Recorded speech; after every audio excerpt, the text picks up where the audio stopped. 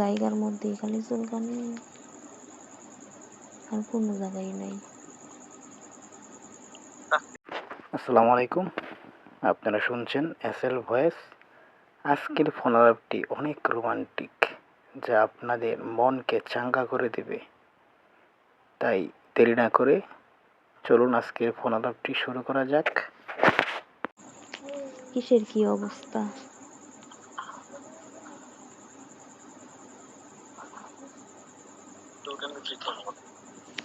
হ্যাঁ, বুঝি না। ও চুলকানি কমে, ভালো জায়গার মধ্যে খালি চুলকানি, আর কোনো জায়গায় নাই। হ্যাঁ,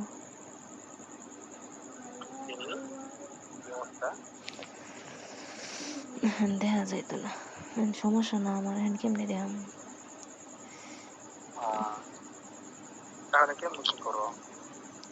অমনি খাই যে এই যে খাই যাইতেছে এখন।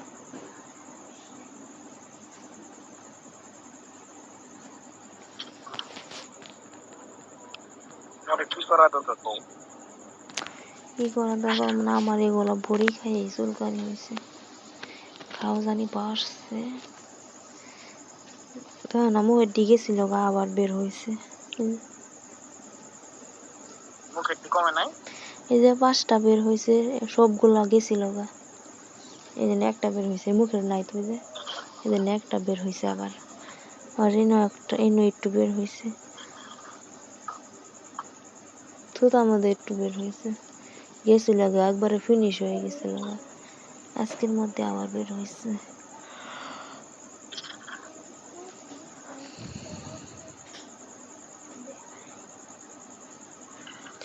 তোমার তোমার তোমার গুলো কেমন আছে?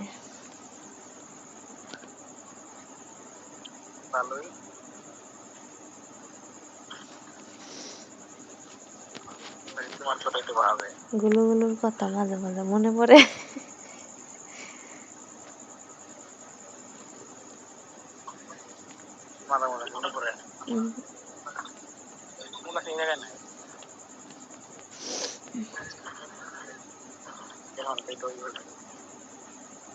হ্যাঁ, এমন হয়ে হ্যাঁ, ফাজিল লোক, কাচ্চর বেড়া।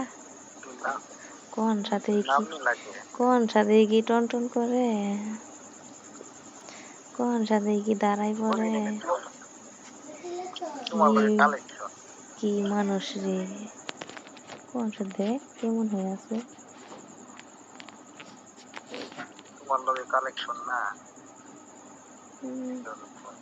সারা জীবনই ওরে, আজকে নতুন না।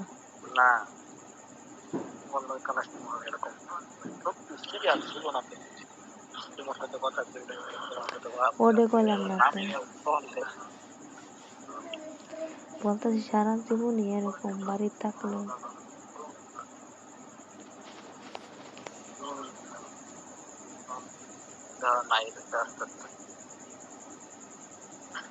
এই ঘুমা, এই কাছে কি তোর বউ আছে যে তোর তারাই পারা লাগবো? খাসর লোক, ঘুমাইতে পারস না? যখন আইবি তখন জাগনা হবি, এখন জাগনা হয়ে কোনো লাভ আছে? হ্যাঁ, তোর কি বউ কাছে আছে এখন? পাগল লোক, পাগল বুঝে না কিছু না। হ্যাঁ, থাকে কই বিদেশ বাড়ি, দাঁড়ালে কি কাজ হইব? কাজ হইব কখন? যখন বিদেশতে বাড়ি যাইবি তখন কাজে লাগবে। দাঁড়াইলে তো কোনো তোর আর ক্ষতি, লাভ না। কি কস?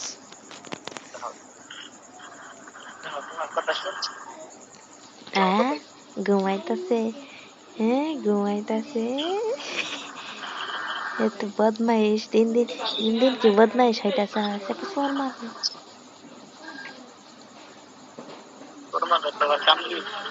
কান্দি ভাইয়া, দিন বদমাইশ হইতেছে।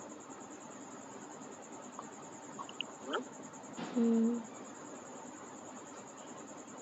সকালবেলা পড়বো, হ্যাঁ? সকালবেলা পড়িয়া তোমার দেখাবো, হ্যাঁ? কখন? হ্যাঁ? সকালবেলা? ও, সকালবেলা আমি ব্যস্ত থাকি, এত সময় পাই না আমি। সকালবেলা উঠো গোসল করো, গোসল করে হাঁস মুরগি ছাইড়া দেওয়ার পরে দিয়ে আবার রান্না বসাও, মা চিড়ে মুখ ধোয়াও, পরে দিয়ে আবার হচ্ছে খাওয়াই দেও, রেডি করাও, জামা কাপড় পরাও, কত ঝামেলা আমার। তাই? সমস্যা নেই, আমার জন্য হয়তো 5টা মিনিট সময় পাই, তাহলে বা 5টা মিনিট সময় দেখলে আমার এখন খিদা লাগা গেছে, ঘুম ধরতেছে, দেখছো চোখে, খাইতেও ইচ্ছে করতেছে না। আমি তাহলে তো তোমার কি করতাম, 1 প্লেটের মতো ভাত পাইয়া তোমার খাওয়া দিতাম আর আমি খাইতাম, তাই না? আমার একটা তাহলে লোক কিন্তু লাগবে। খাওয়ান যায় না, আমি কিন্তু তুমি খাওয়াই চলে দিলাম, তারা খেতে পারি, তাই না? আর বেশি খেতে পারি। হুম। তোমার মনে আছে যখন চাকরি করতাম, টিফিন করে রাতে 8টা বাজে এসে 10 মিনিটে আমার খাই দিতাম, মনে আছে? হুম।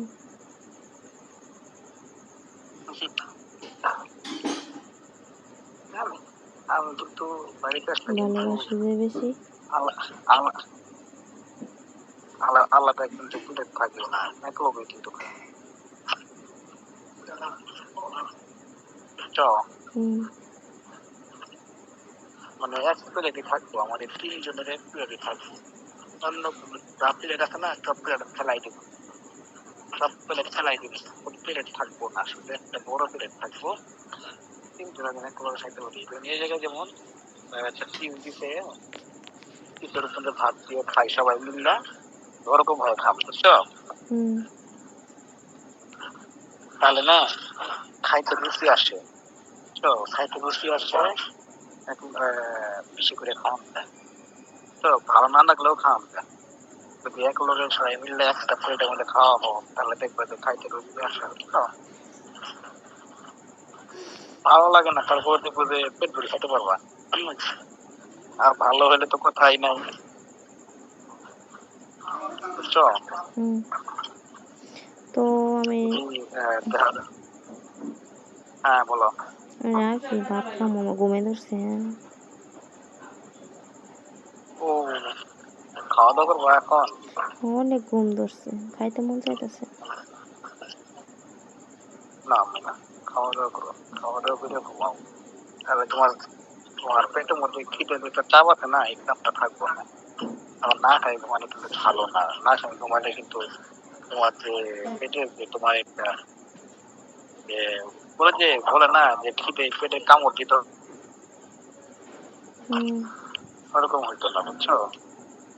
পুরো স্বাস্থ্য কমে যাবো গা।